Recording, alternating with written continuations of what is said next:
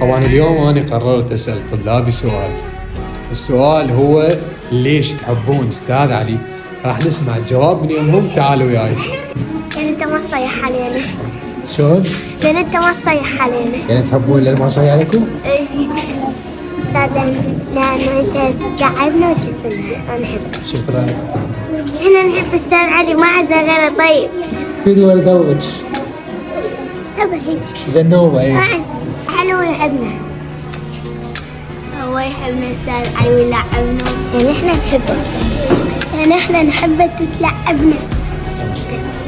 لا مرتب. انت تلعبنا وتخلينا نرسم اشياء حلوه. انت تلعبنا وتخلينا نطلع من الساحه وتلعبنا هواي لعبات حلوه.